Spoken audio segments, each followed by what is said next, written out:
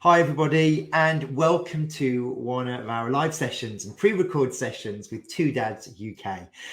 Now, today's session is one that I've been talking to this particular organisation for some time now, as it's been something that I've been really keen to speak to you guys about at home. And it's a topic which really hopefully will resonate with you. It certainly does for me. Having gone through 2 fertility journeys, one of the learnings that I had, and something that I learned massively throughout that journey, was the delays that can sometimes happen with a fertility journey. And as 2 men embarking on fertility treatment, one of those delays can be finding a suitable donor. So I'm thrilled today to be joined by Apricity and Altrui to talk to you about egg donation and the services that they offer. So firstly, I'm joined by Sarah. Hi Sarah, how are you doing? Hello Michael, I'm good, thank you. And I'm also joined by Luca. How are you doing, Luca? Hi Michael, hi Sarah. Nice to see you both.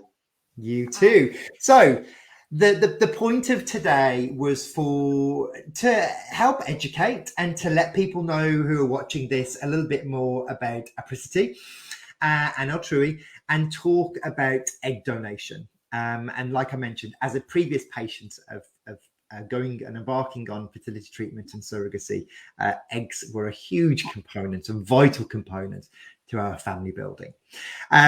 But before we do, Sarah, just introduce yourself and let everyone know a little bit about you, please.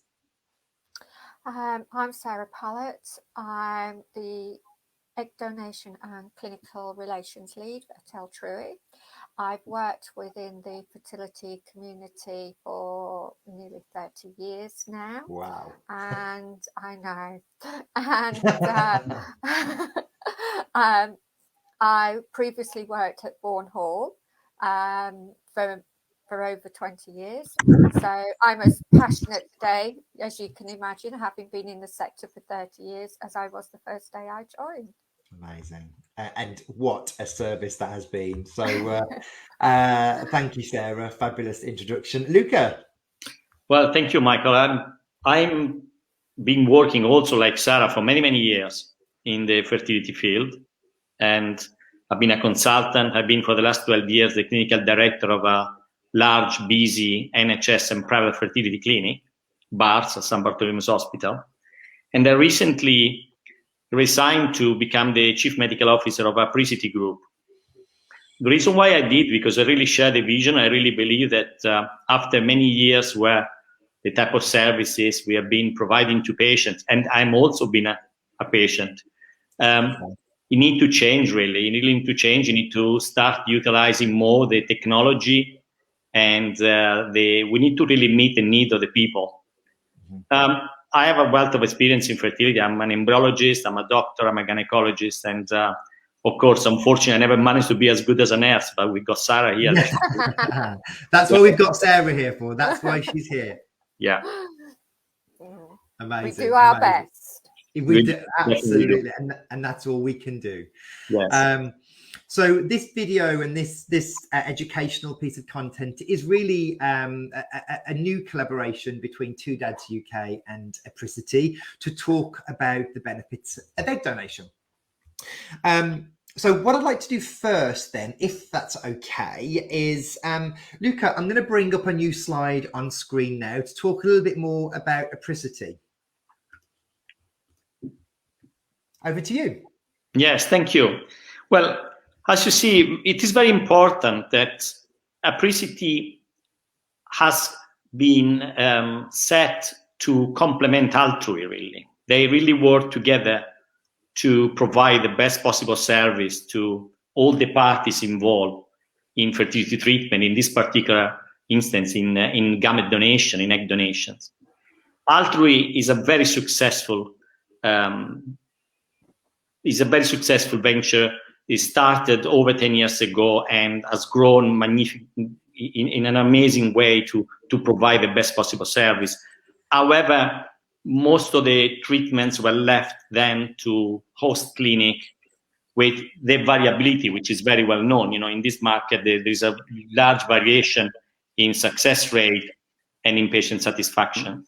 Apricity was set up 2 years ago to allow Altrui to also continue to flourish, to allow Altrui to have the expertise of the medical, nursing, and advisory team.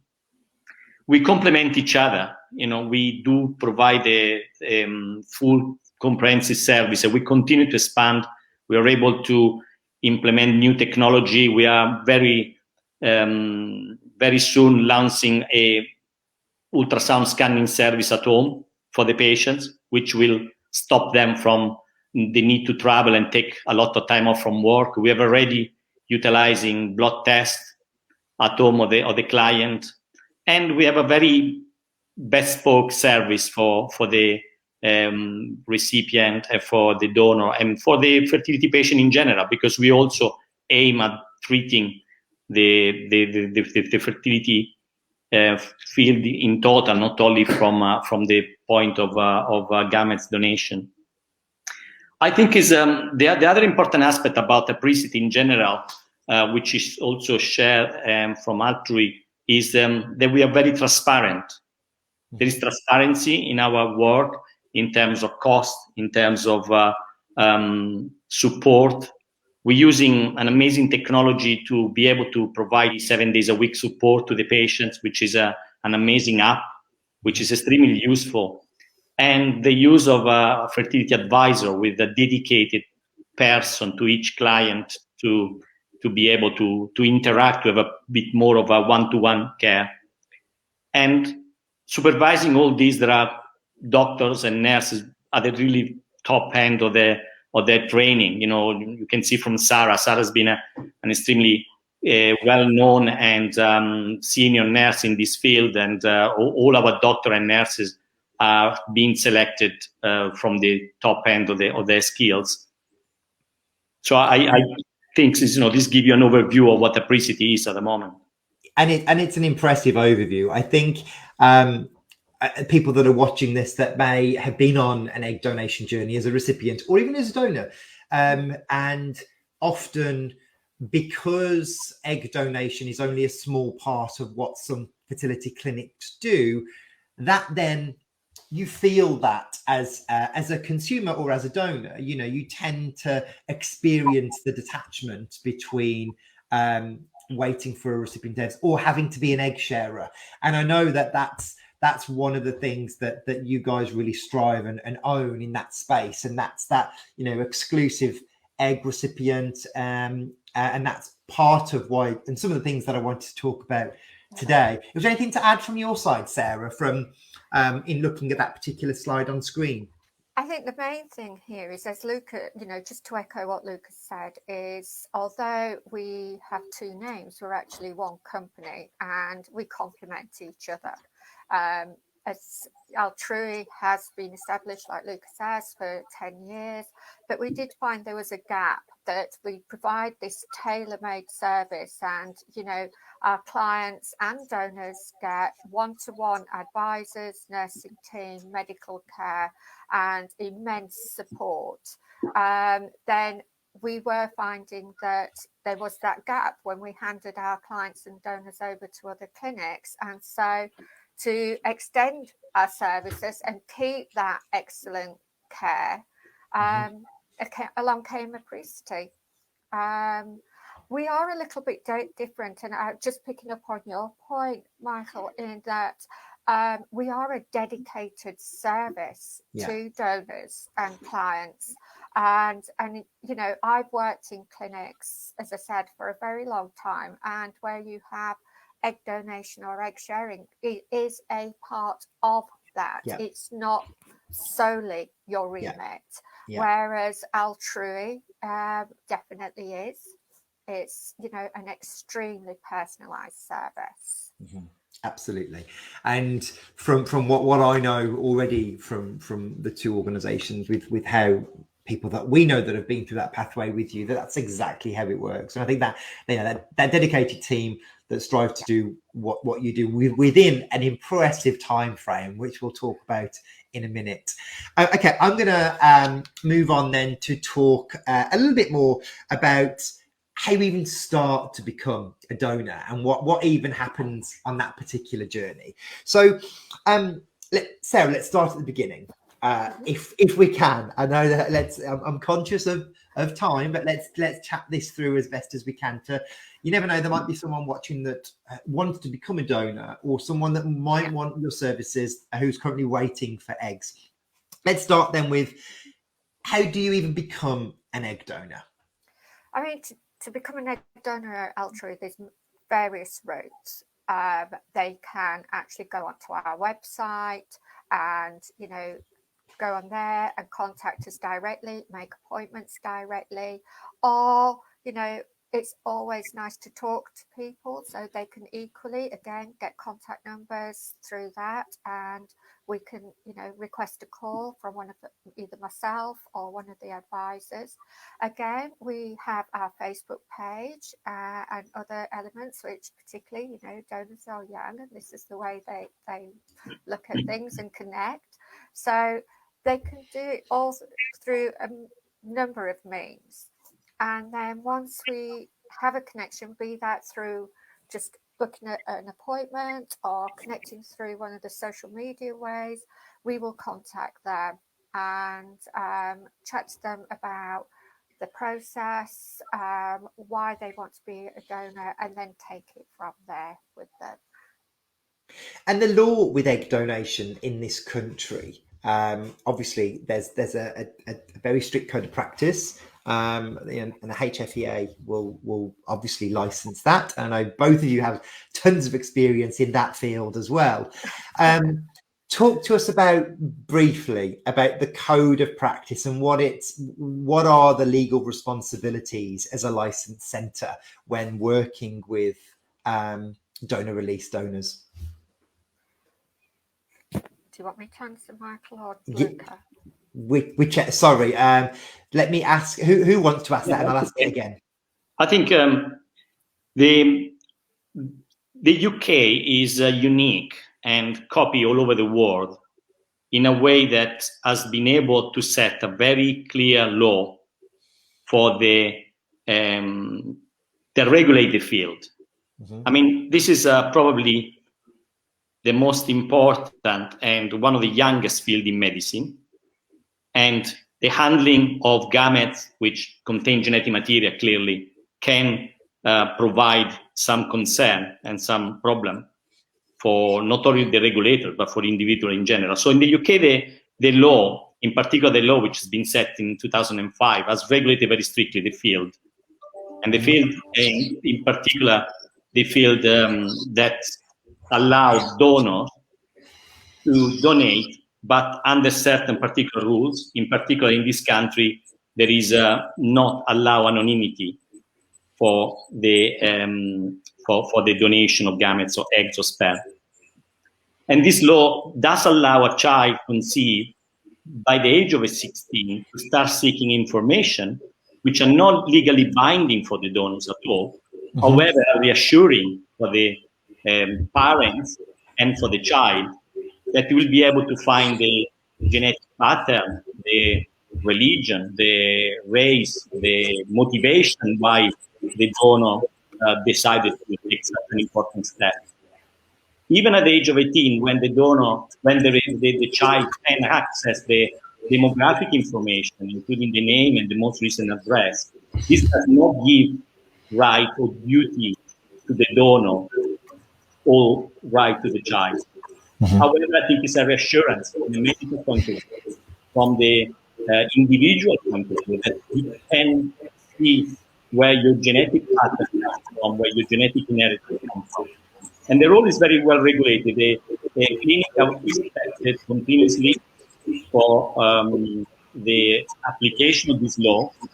And this is being copied all over the world. Every country aspires to have a law similar to the one we've got in the UK.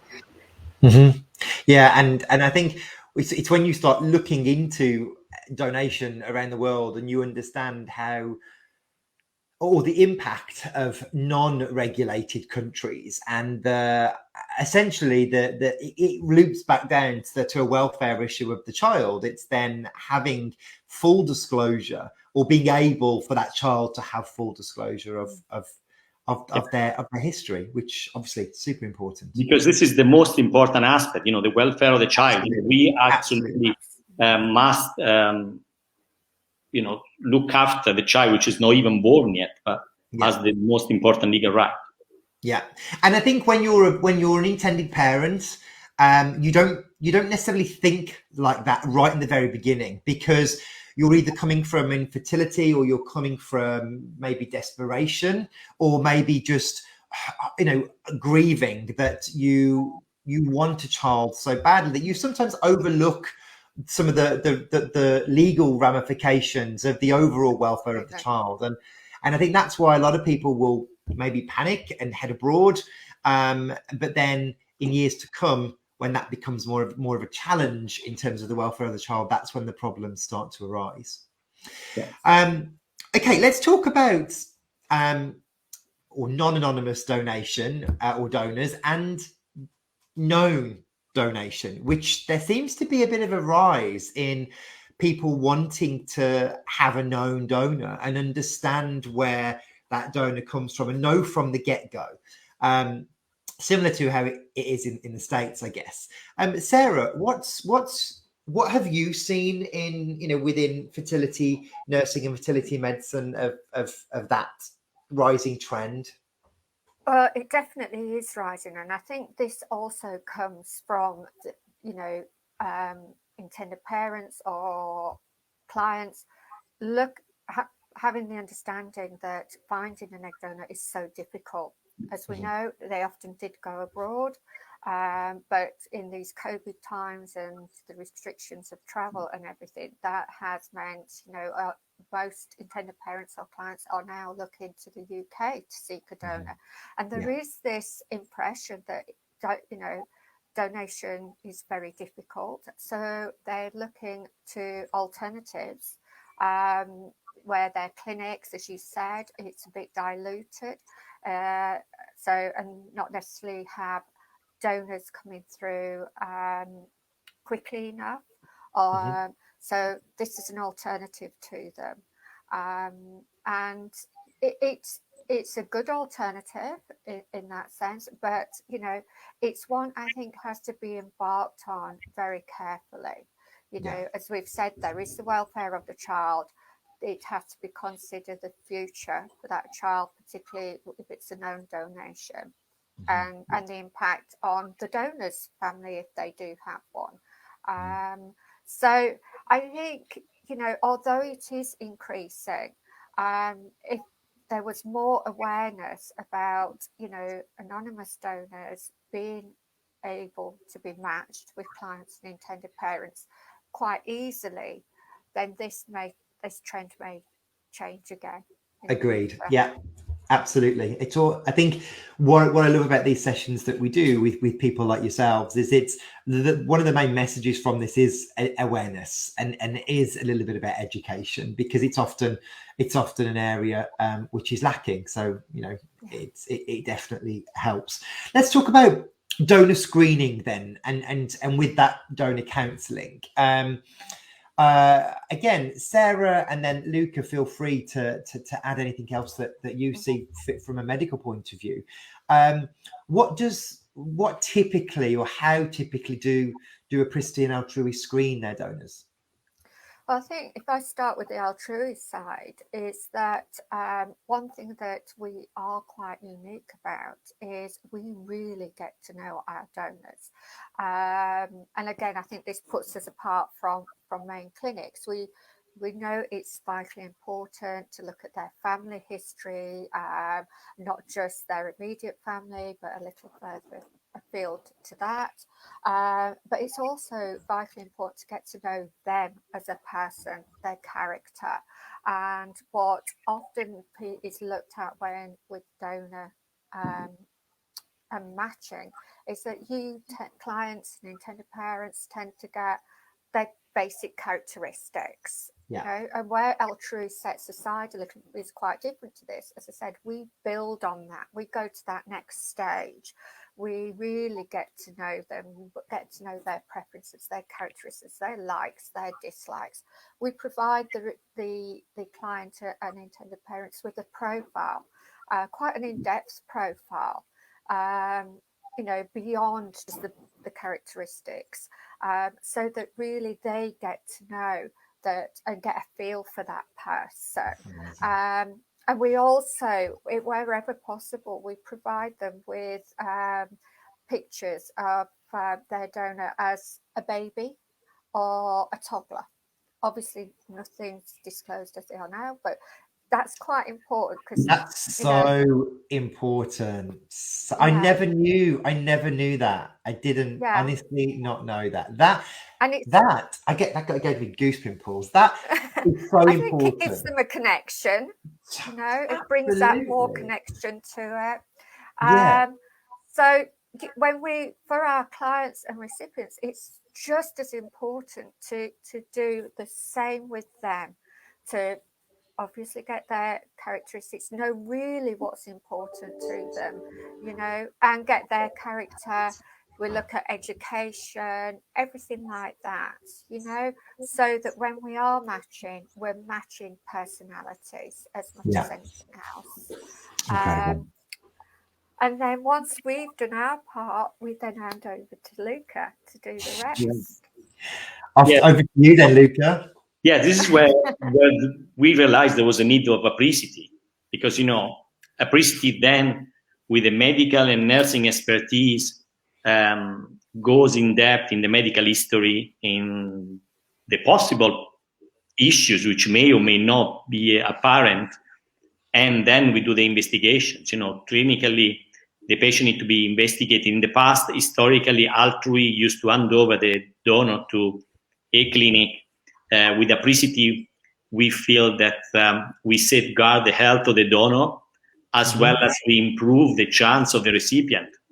And fine management, one-to-one management, which is, you know, as Sarah very well known, is what will make a difference in a fertility unit, you know, not to be handled by many different people with different quality skills. And this is how Apricity enrich, I believe, and complete the incredible work that Sarah mentioned about bespoking the characteristic of the donor to the recipient, you know. So important. So important.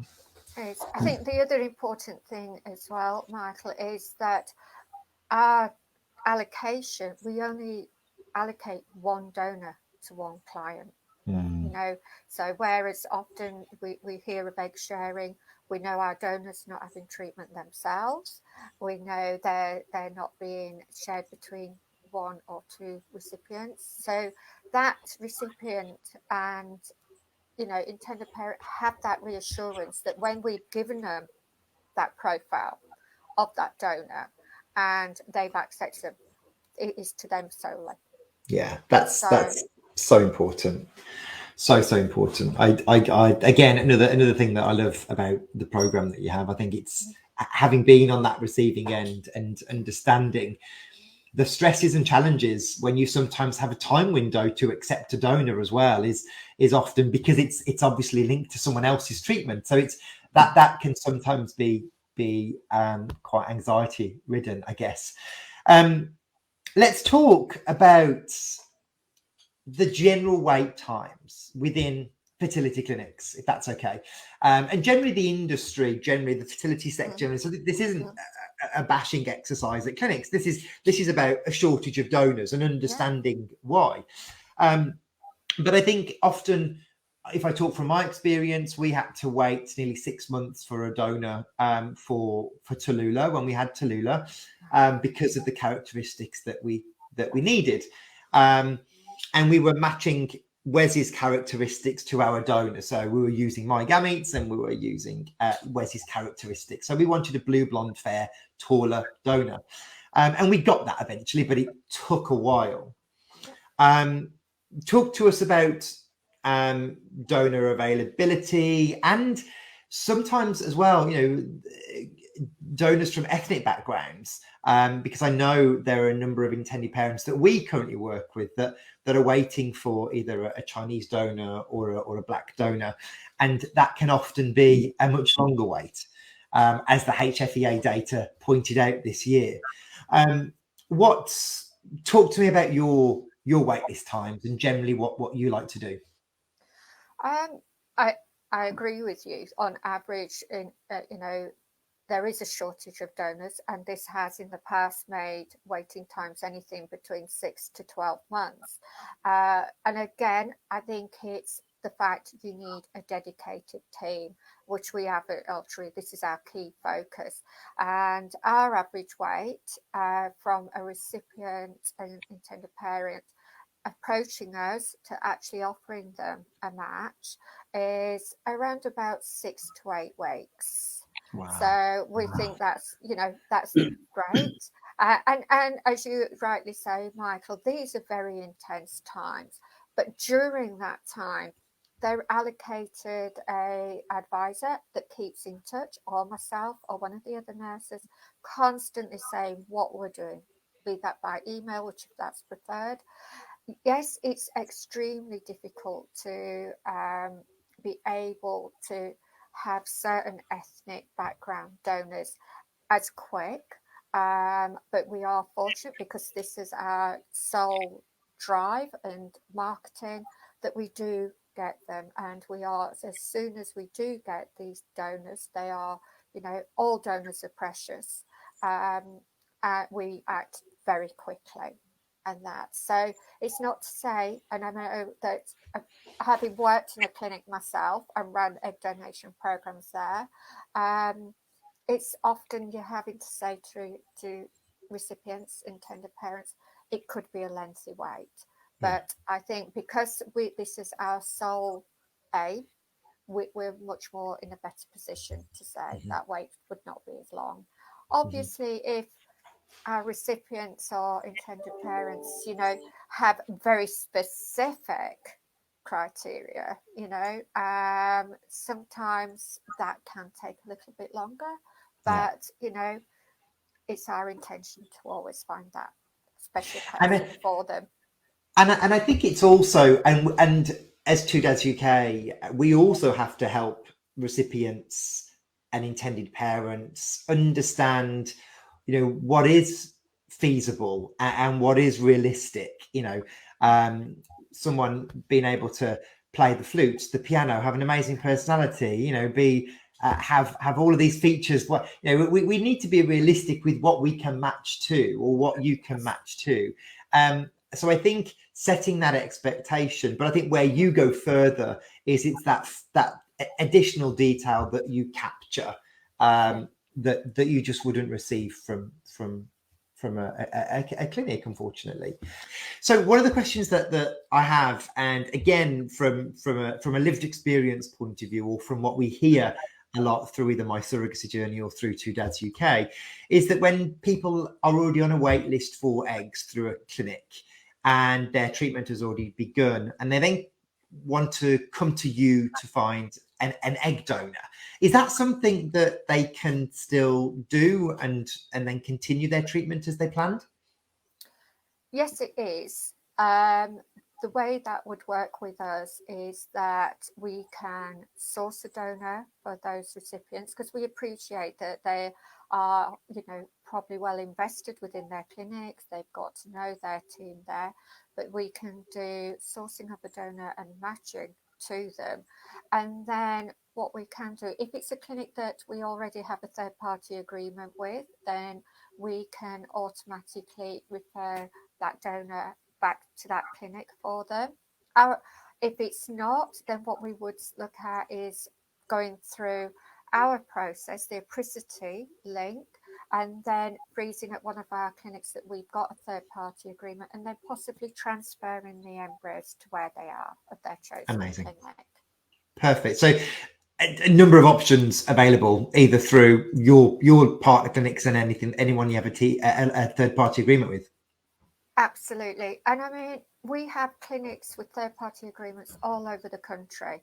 And this is one of the reasons that we can also, besides the recruiting of donors locally to areas where recipients and intended parents are. It means that we've got clinics with great reputations and success rates. Amazing. Let's talk about that a little bit more then, Luca, if we can. Let's talk about those satellites, and let's explain that for anyone that's listening, thinking, okay, so what is a satellite centre, a clinic? What does that mean to me? Tell us a bit more.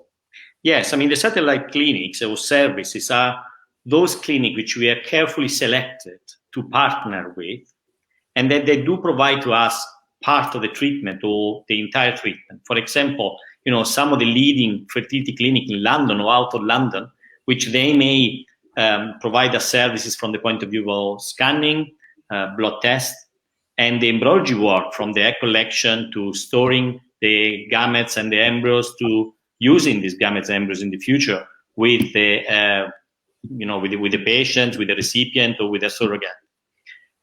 We have been selecting, we carry on selecting and growing a network of diagnostic services, such as center where ultrasound is performed or center where blood test is performed, to try to benefit the patient, so the patient does not need to travel miles or take time off work. So to have a reputable service where they will be treated like their own patient at any stage of their treatment, close to where they live or where they are.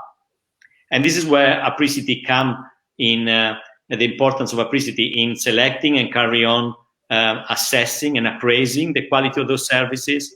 And this is where I think Sarah also mentioned, where we like to work with everyone, but we like to be choosy and pick those services and those clinics where the quality is the best. Mm-hmm. And we have a sort of we have an ongoing KPI assessment, key performance indicator assessment of the quality of that clinic, and we reappraise this choice all the time. And we are growing in terms of network. We're growing because we are all over the country now, and this is actually what makes Apricity and Altrui different now compared to similar providers. And we work with doctors. We have a very good relationship. Some of our staff comes from those clinics. So we got staff coming from those leading clinics, which they decide to come and work with us, or some of our doctors, they are partner with those clinics. So they work part-time with us and part-time with them.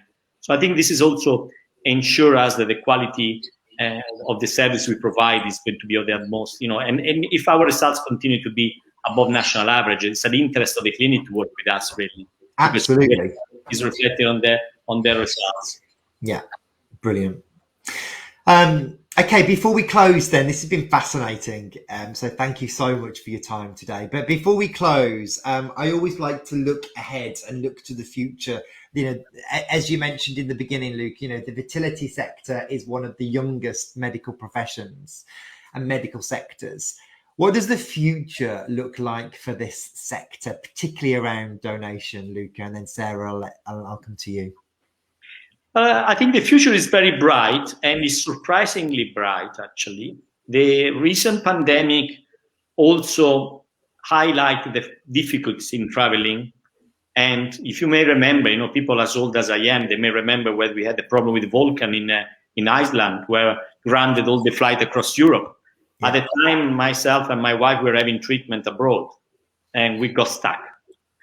And now the pandemic has created the same problem. So has created the awareness of the security to be treated at home. And that it's been reflected in a growing availability of the donors, not only oocyte donors, but also sperm donors in the UK. And what is very interesting is that there's been a growing, in particular, in the altruistic donor, not in the sharer, not in those patients which they try to access the field because they need to have treatment themselves. And this is guaranteed to the recipient, the full availability of the biological material, increasing their chances, making more cost effective. So I think there is also the loss of stigma. I think, how we go along, the society is changing. And I think, the millennial now, they're not millennial anymore, they're entering the market, they're entering the world. And I think, their concept of genetic family is once again wide, I mean, we're not a family, the family is who is growing the child, who's helping you growing the child. And I think this is also very important. In the UK, this has changed, and this And I think it's helping the market to grow. And this, you can see from the latest data, it's growing magnificently. Absolutely. And Sarah, from your angle? I think Luke, just picking up on Luca's point, which I think is vitally important, is that the stigma is changing. And I think this is all through education and awareness. I think the future with our, multiple means of social media and everything out there is getting the word, it's spreading the word, it's, promoting how important and how, just amazing donors are, and the need for them. And I think it's understanding why there is that need. And I think the introduction of virtual clinics like Altrui and Apricity encourage donors to come forward. It reduces their downtime, which they often have if they've just got to go through a pure clinic pathway. So I think that introduction and education and awareness are what's going to make this future very rosy. Amazing. Look, I just want to say a huge thank you to you both. If anybody wants to check out more information, then you can head to apricity.life for more information on Apricity and Altrui. It's been a fascinating chat with you both, as always. Thank you so much for your time today, and I'll hopefully see you both very soon. Thank you. Bye. Take care. Bye-bye. Bye.